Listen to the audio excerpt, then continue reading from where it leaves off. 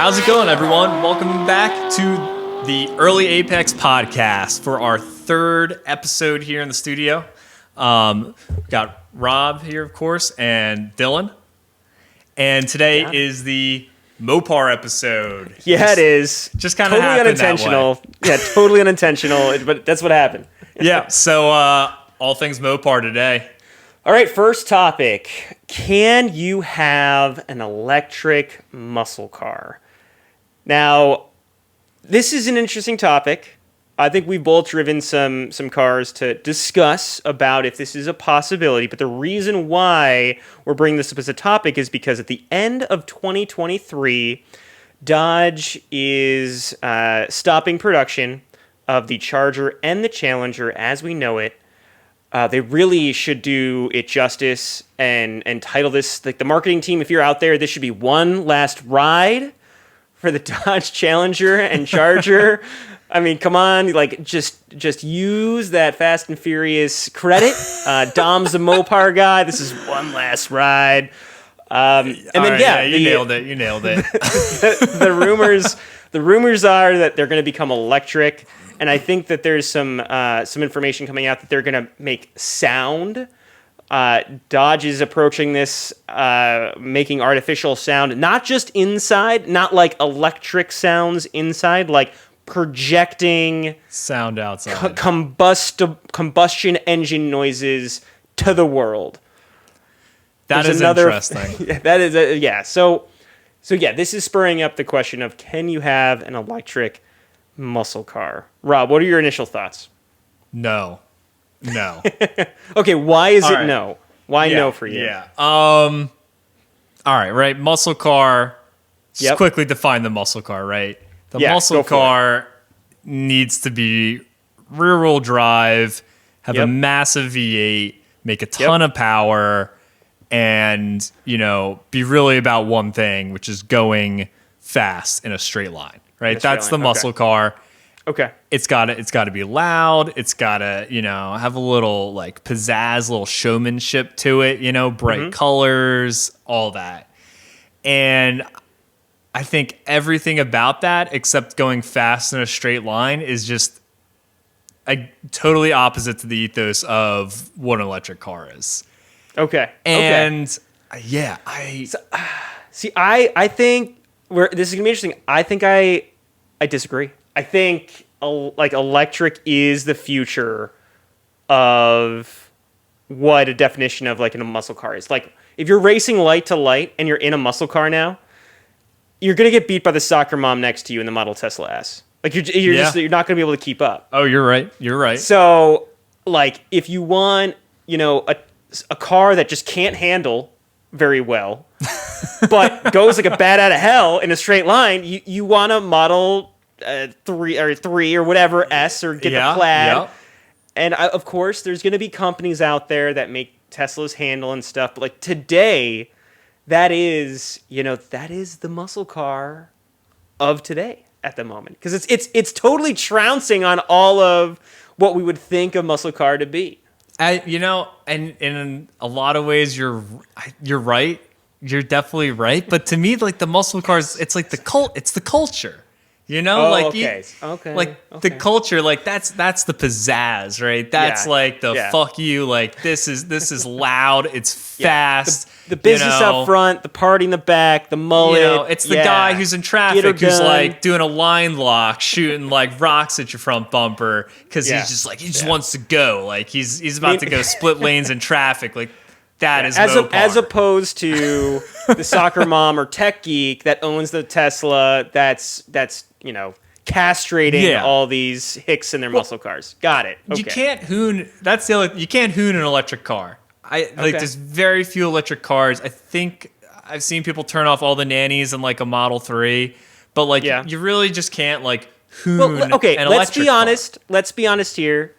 The Tesla was made by a nerd who isn't concerned about making the Tesla hoonable. Elon is going to be very upset. He's going to be very upset. Listen, it's really cool. Elon, your car farts. It does like its own song and dance. It does a projection of Tesla. I get it. It's cool. But the technology is there to make an electric car that is hoonable. that would be able to do all and check all these boxes. Yes. I think maybe this is my response. Maybe it's not so much that.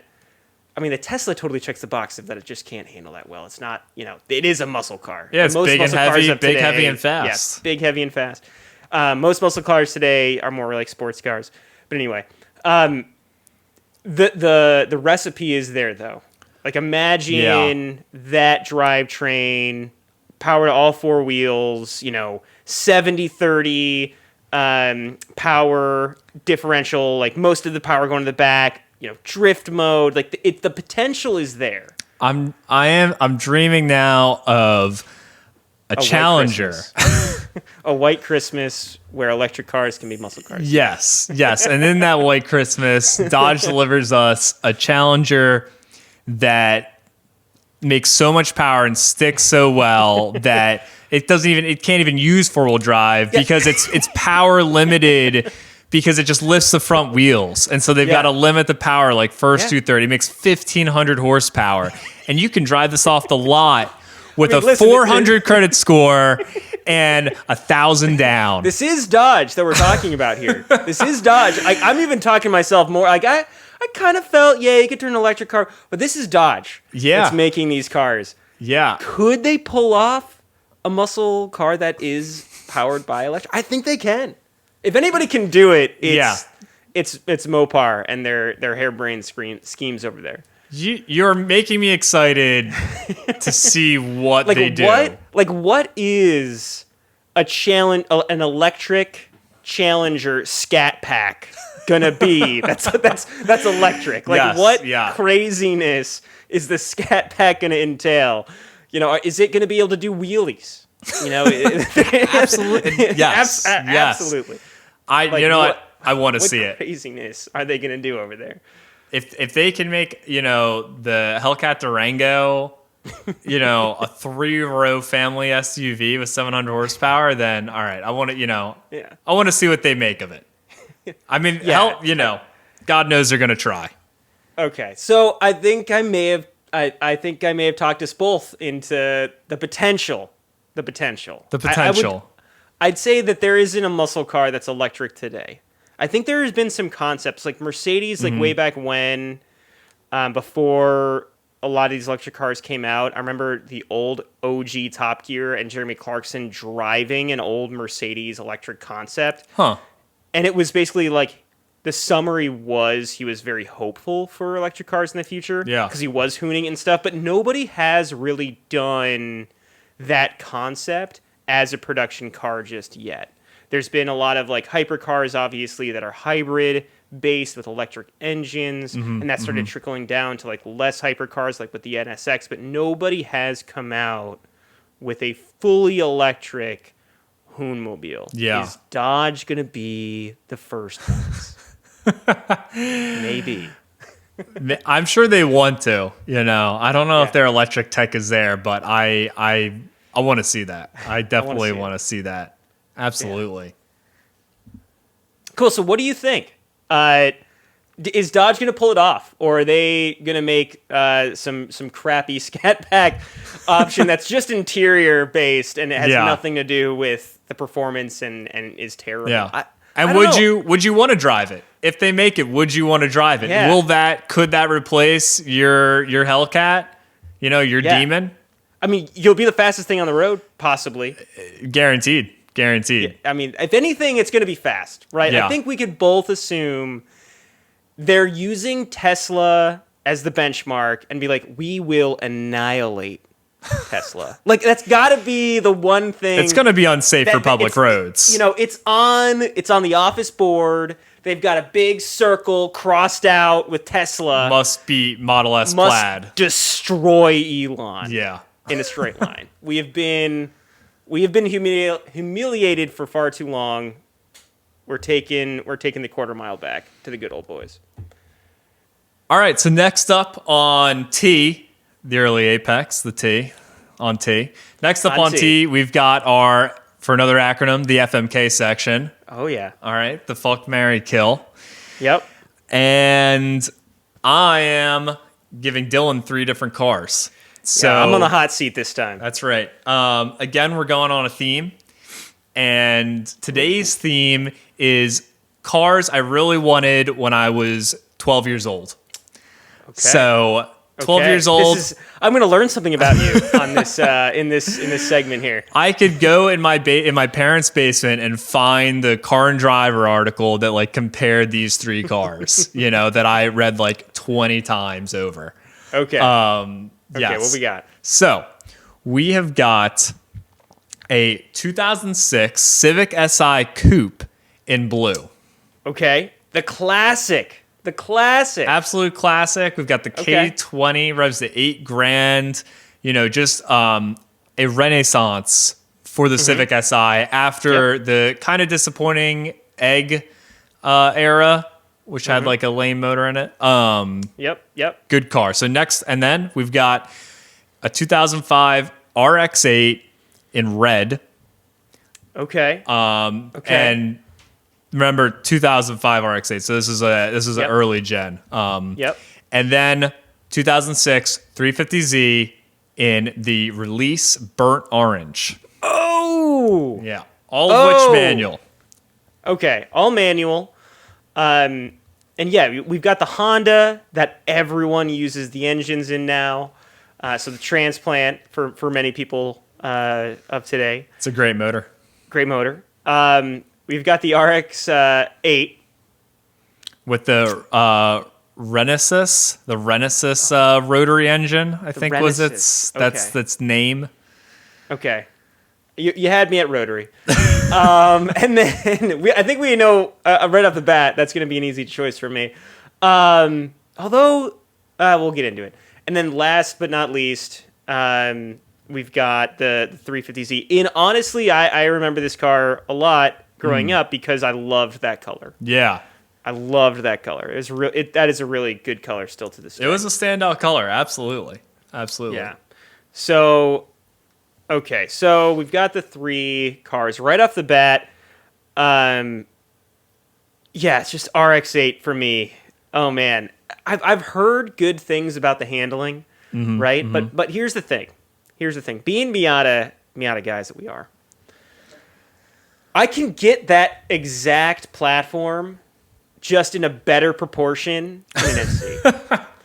I can experience that car in an NC. I'm gonna stop you there. One, NC shorter, and two, RX-8's way stiffer because it's a coupe and not a convertible. Okay. It's not exactly as good. You can make that comparison. The other thing too is, I know the RX-8 gets a lot of hate, and I come to the defense to the RX-8 quite often. Some people don't like the suicide doors. I think it's pretty cool, especially if I was to like realistically own the car. I think that's actually kind of a nice feature. Yeah. If I'm throwing stuff in the back or if I'm putting people in the back. Absolutely. 12-year-old me would have told you, absolutely, Dad, you can get this car. It's a family car. It has rear doors. Yeah. It makes perfect sense. Yeah, and the 34-year-old me says, oh, yeah, I can get to the back seat without hurting my back. Got it. Okay.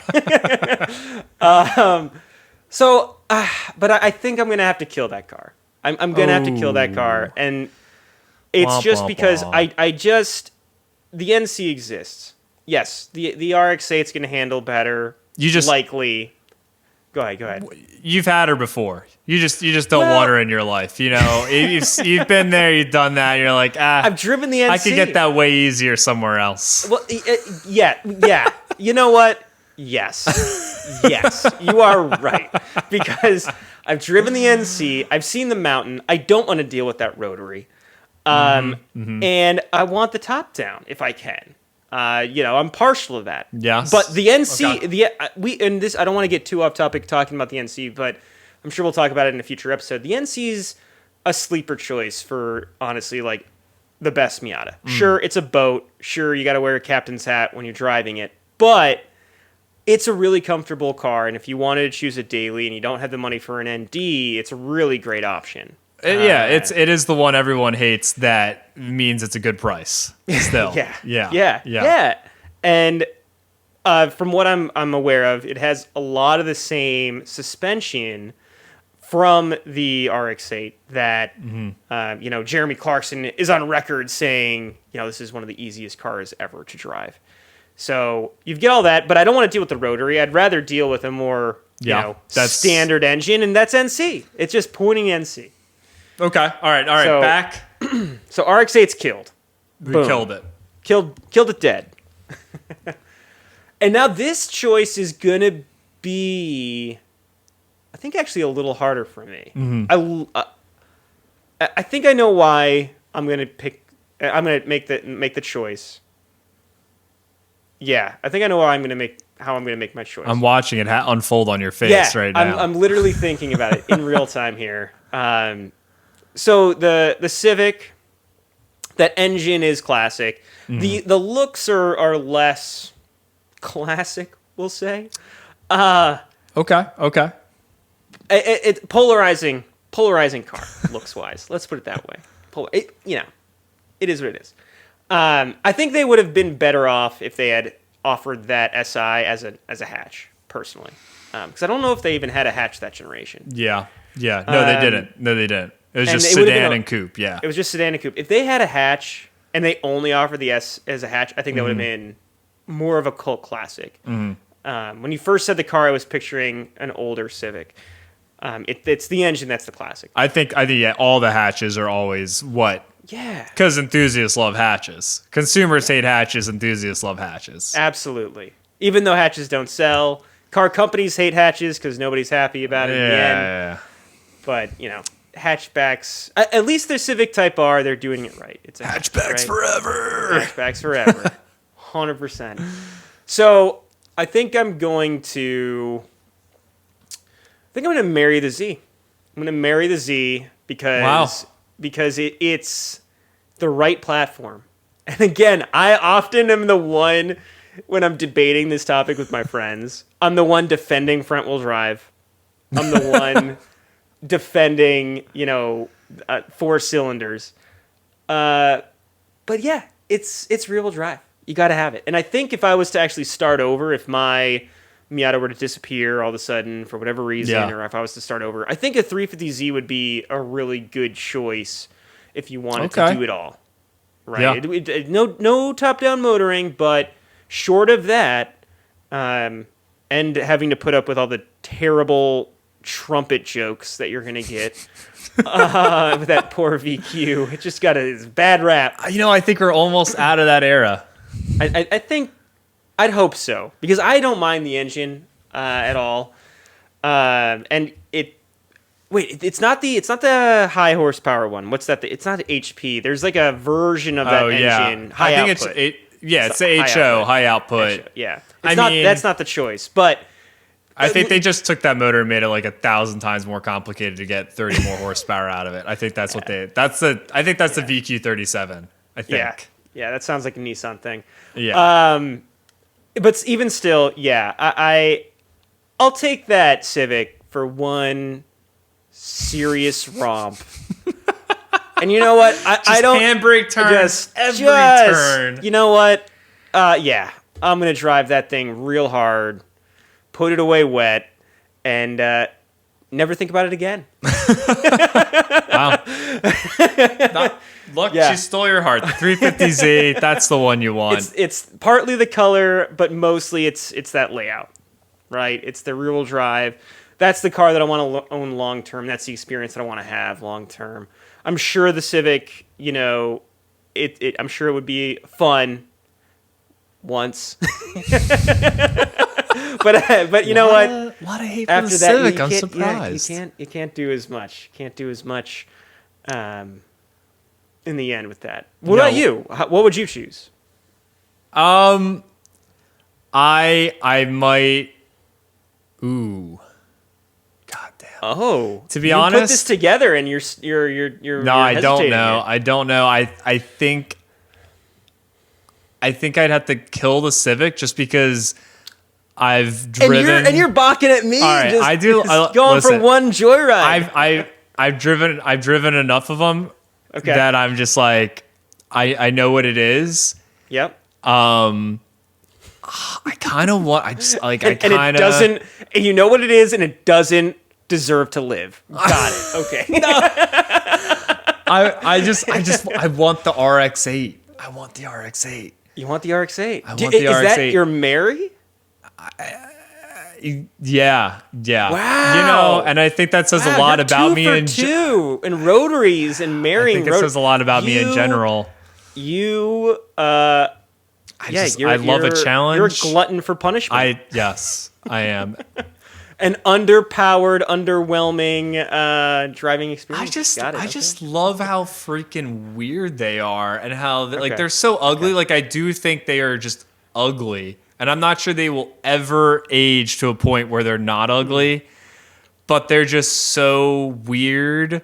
Mm-hmm. But they were trying hard, and of course, like, the handling is great. Like, there is a lot of cool styling choices with the RX-8. Like, there is so many areas of that car where the rotary shape shows up.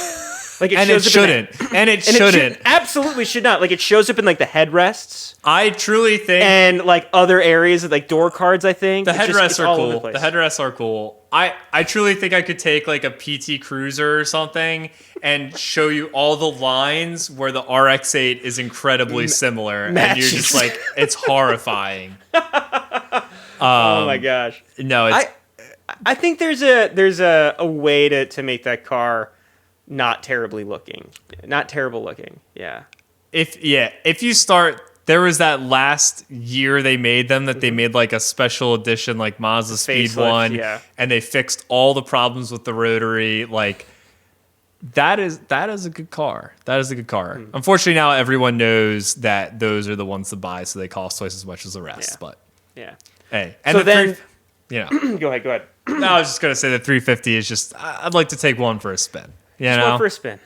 Just one and done. One and done for the 350. Okay. I've driven the 350, and I feel like I could see myself owning that car long term. I've talked about that before this episode. So. Yeah, you feel a connection. I do. And maybe I'm the glutton for eardrum punishment. Maybe that's the case. I don't know. No, I don't mind it. So what do you think? Yeah, guys. Comment down below. Did we get it wrong? What would you choose? Do you want to marry the Civic just so you can gut it for the internals? I mean, the Civic is the really responsible one to marry. I think that's, if I was going to advise any friend I had, I'd say marry that one. Yeah. If my friend comes to me with three options of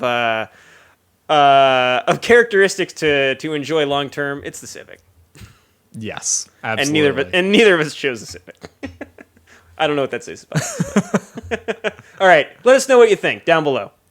So to close out our Mopar show today, we have got the news that Hellcat owners, Durango Hellcat owners, are suing in a class action lawsuit Dodge over the fact that Dodge has decided to bring back the Hellcat Durango for the 2023 model year.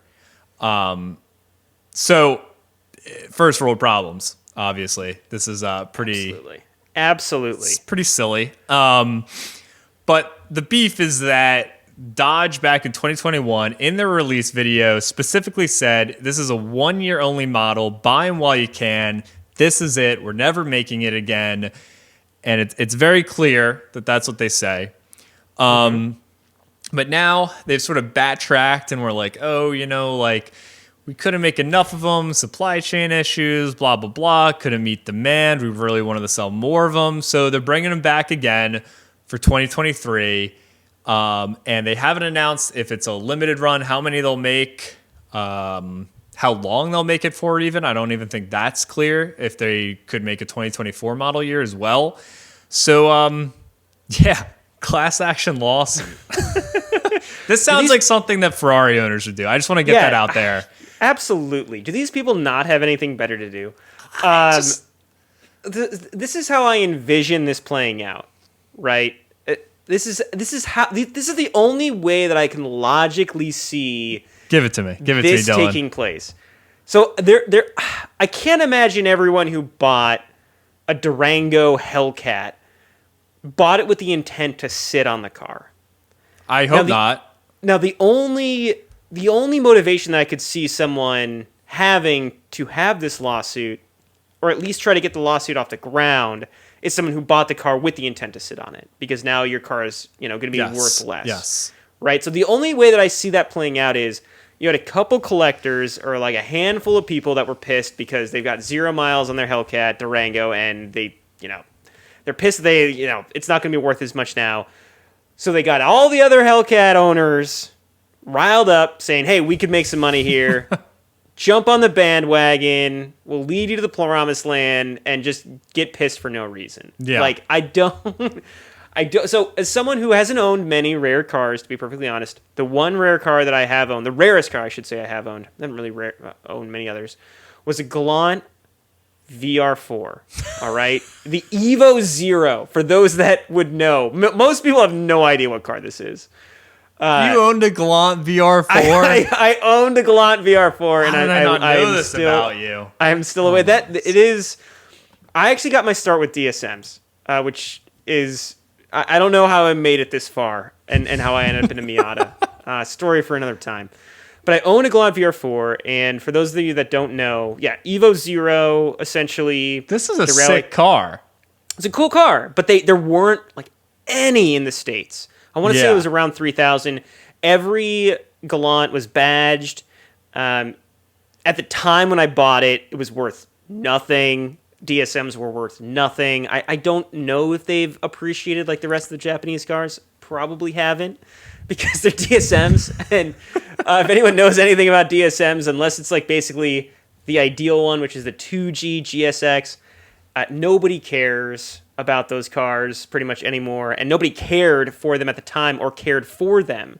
They were just they didn't make it. They didn't make it. No, absolutely not. Absolutely not. But anyway, just so you know. Oh yeah. So let's see. On August 22, a 91 Galant VR4 sold for 19 grand on BAT. What? It had 52,000 miles. And apparently is one of 2,000 produced for the U.S. market. Okay, so I was wrong. So it's even less than I said. So 2,000. I don't know why. It is 3. It is kind of hideous. It's a brick. I see its potential, but as it comes spec'd, it's hideous.